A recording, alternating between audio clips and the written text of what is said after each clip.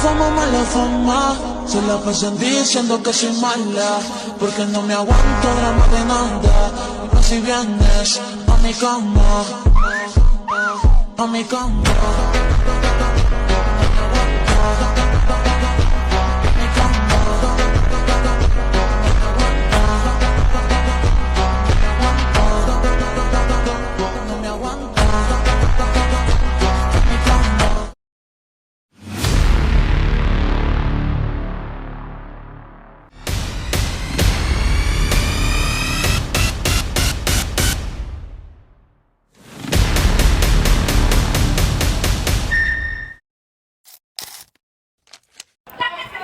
Mau 100.000 tapi jawab pertanyaan saya atau skip ke orang lain? 100.000 jawab pertanyaan. Oke, mau tanya nih, cita-cita kakaknya apa ya? Oh, kalau cita-cita saya mau jadi mediator. Mediator adalah salah satu pihak yang membantu pihak-pihak tertentu dalam menangani masalah dan mediasi dengan cara menemukan win-win solution. Adapun tugas-tugas dari mediator, yang pertama adalah mediator membantu menemukan temu jadwal kepada pihak-pihak tertentu. Yang berikutnya adalah mediator wajib memberikan hasil diskusi kepada hakim atau lembaga terkait. Yang berikutnya adalah mediator harus menjadi pihak yang netral kepada pihak-pihak tertentu dalam menangani masalah dan diskusi. Dan yang berikutnya adalah keunggulan dari mediasi. Yang pertama adalah biayanya lebih rendah, prosesnya lebih cepat, kerahasiaan terjamin, dan hubungan antar kedua belah pihak lebih terjaga. Berikutnya ada tujuan dari mediator. Mediator bertujuan untuk menjadi penengah antara kedua belah pihak, dan yang berikutnya adalah dapat mendorong perubahan pola pikir dari kedua belah pihak yang awalnya mengintimidasi menjadi saling berkomunikasi dengan baik dan berteman baik. Yang berikutnya adalah dapat membuka ruang dialog yang kondusif antara kedua belah pihak sehingga tidak terjadi pertentangan. Nah, adapun syarat untuk menjadi mediator. Yang pertama, harus mengikuti pelatihan yang menghasilkan sertifikat mediator yang diakui oleh Mahkamah Agung. Yang berikutnya adalah harus menandatangani kode etik mediator dan berperilaku layaknya seorang mediator. Gea, apa sih kualifikasi untuk menjadi seorang mediator? Nah, kualifikasi untuk menjadi seorang mediator adalah yang pertama, kalian harus mampu mempunyai komunikasi yang baik. Yang kedua, kalian harus mampu bernegosiasi yang baik antara kedua belah pihak. Yang berikutnya adalah kalian mampu menemukan win-win solution bagi kedua belah pihak. Yang berikutnya adalah kalian mampu bersikap netral untuk kedua belah pihak. Etika sebagai seorang mediator. Sebagai seorang mediator, kita harus mempunyai sikap jujur, bertanggung jawab, dan adil. Karena sebagai seorang mediator, kita tuh harus menunjukkan sikap bertanggung jawab dan tegas terhadap memilih keputusan dan ide ataupun hasil dari suatu masalah konsumen kita.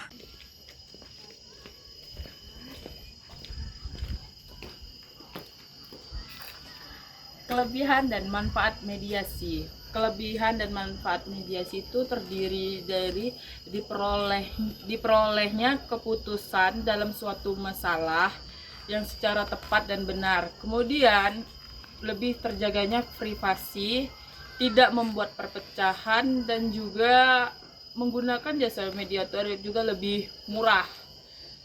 Karena sebagai seorang mediator juga kita harus membela konsumen tanpa harus mengharapkan imbalan yang sebesar-besar mungkin. 9. Peluang mediator di Indonesia. Sebagai seorang mediator, kita dapat bekerja di pengadilan sebagai penasehat hakim, kemudian kita bisa bekerja di lembaga keuangan dan bisnis, dan kita juga bisa bekerja di lembaga masyarakat dan sosial. Salah satu contoh mediator di Indonesia itu ada Bapak Yusuf Kala. Bapak Yusuf Kala pernah menjabat sebagai Wakil Presiden Indonesia pada periode Bapak Joko Widodo. Jadi, Bapak Yusuf Kala pernah menangani beberapa kasus. Kasusnya antara lain konflik di Poso, konflik di Ambon, dan konflik di Aceh. Dia berperan sebagai mediator dalam menangani kasus tersebut. Kesimpulan, sebagai seorang mediator memiliki profesi yang penting dalam mencapai kedamaian dan kesepakatan untuk menyelesaikan suatu masalah. Profesi mediator juga sangat dibutuhkan oleh masyarakat karena profesi mediator membantu masyarakat sepakat untuk menyelesaikan masalah tanpa menimbulkan perpecahan dan permusuhan. Sekian, terima kasih. Yeah!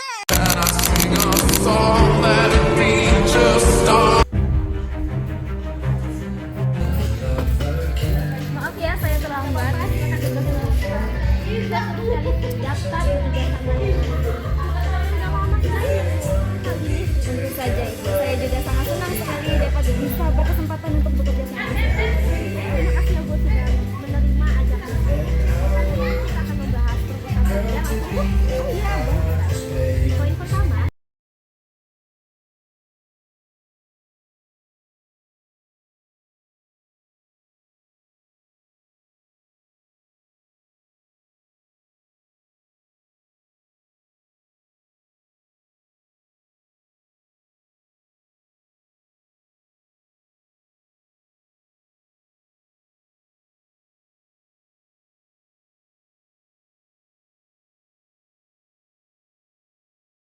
Baik, apakah Ibu setuju? Dan apa ada yang ingin ditanyakan lagi? Baik, saya setuju sekali dengan apa yang Ibu sampaikan tadi. Kalau begitu, kalau sudah setuju, Ibu dapat tanda tangan di bagian sini. Baik.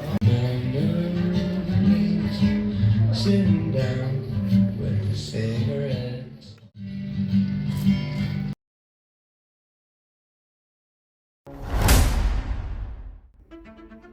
Kenapa akhir-akhir ini saham di perusahaan semakin turun drastis ya?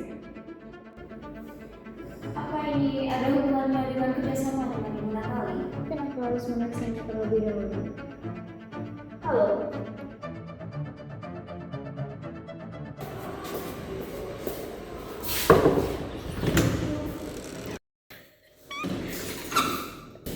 Selamat siang Bu Ida. Nama saya Ida Lestari.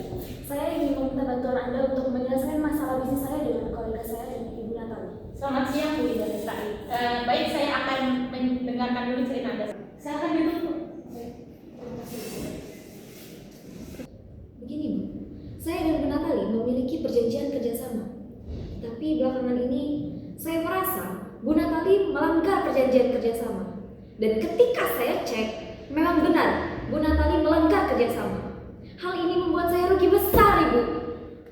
Baik, Saya sudah mencoba membicarakannya dengan baik-baik dengan Ibu Natali. Tetapi apa? Saya tidak menemukan titik temu. baik, saya mengerti. Saya akan menghubungi Bu Natali dan mengatur pertemuan untuk melakukan mediasi. Kamu tahu kan alasan aku lagi kita udah temenan lama loh. Dan aku harap masalah ini bisa diselesaikan dengan baik-baik. Tapi karena kamu tahu kan tugas aku sebagai mediator, aku harus netral. Gimana? Kamu tahu kan caranya? Oke Nat, aku akan usahain yang terbaik. Tapi janji ya, habis ini kita tetap temenan. Oke, janji ya. Oke.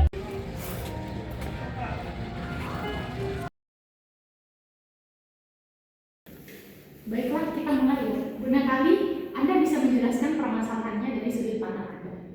Jadi gini, Mak. Owe sudah berusaha untuk memenuhi permintaan-permintaan Bu Ida punya mau. Tapi Bu Ida memang orangnya terlalu perfeksionis. Owe punya kepala pusing, Mak. Nurutin semua Bu Ida mau. Owe ini punya banyak kolega orang-orang Cina. Karena seperti Bu Ida perfeksionis. Owe tertekan, Mak. Saya rasa Bu Ida memang perlu lebih memahami kondisi Bu Natali, karena beliau ini sudah berusaha keras memenuhi permintaan Bu Ida. Seharusnya Bu Ida lebih mengerti, bukannya menekan Bu Natali. Hah? Bu Gita, kok Anda malah membela Bu Natali? Saya punya banyak bukti-bukti yang menunjukkan bahwa Bu Natali itu bersalah. Saya juga tidak menekan Bu Natali, tapi saya hanya sekedar mengingatkan saja. Tenang dulu Bu Ida. Saya hanya berusaha mendengarkan dari kedua belah pihak. Bu Ida, lu orang sebentar tapi saja kamu tuh memang salah. Saya tidak akan tinggal diam.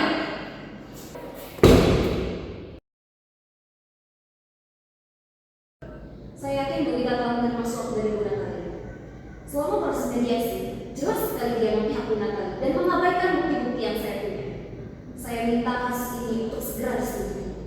Oke, terima kasih atas laporan Anda. Kami akan segera menindaklanjuti dan memprosesnya sesuai dengan aturan yang berlaku.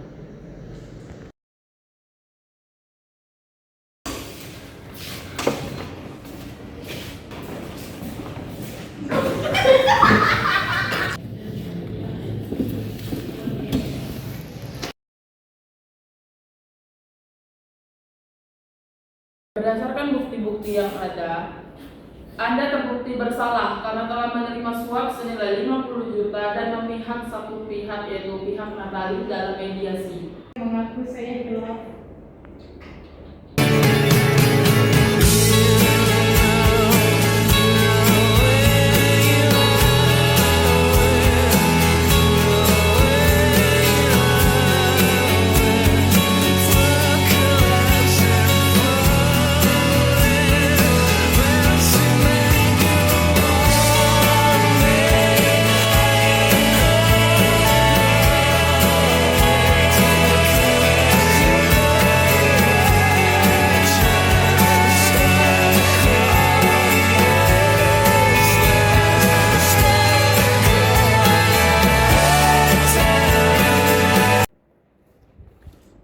Oke, guys. Jadi dari kasus ini tuh ada nggak sih kode etik yang menekankan mediator tuh harus bagaimana?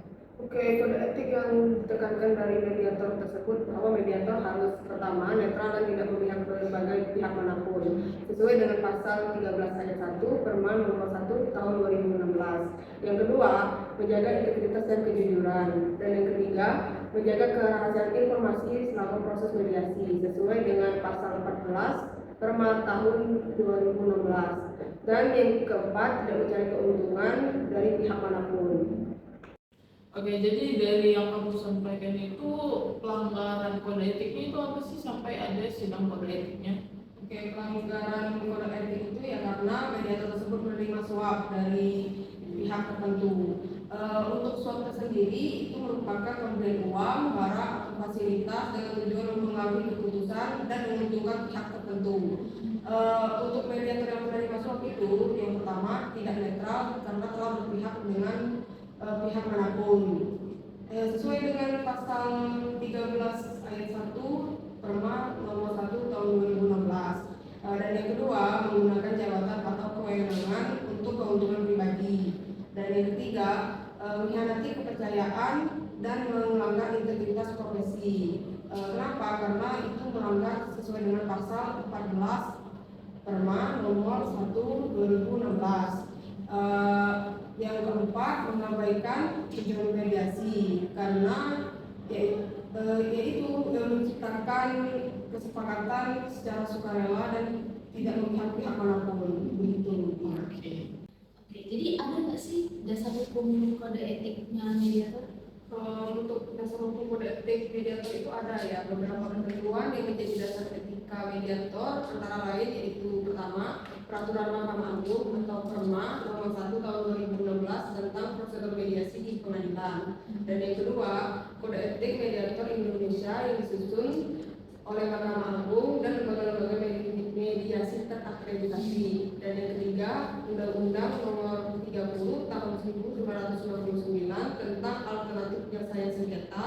Dan yang keempat, Undang-Undang nomor 20 tahun 2001 tentang pemberantasan tindak pidana korupsi. Dalam peraturan tersebut, mediator dilarang keras untuk menerima suap, hadiah, atau imbalan yang berpotensi mempengaruhi keputusan dan sikap netralnya. Jadi sanksi yang dikenakan dalam pelanggaran kode etik itu apa aja sih?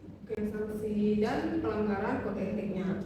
Untuk pelanggaran etika itu sendiri, mediator kehilangan kepercayaan moral dan sikap netralnya. Ia melanggar prinsip-prinsip yaitu pertama, imparsialitas atau tidak memihak. Yang kedua, integritas dan kejujuran. Dan yang ketiga, profesionalitas dan tanggung jawab profesi.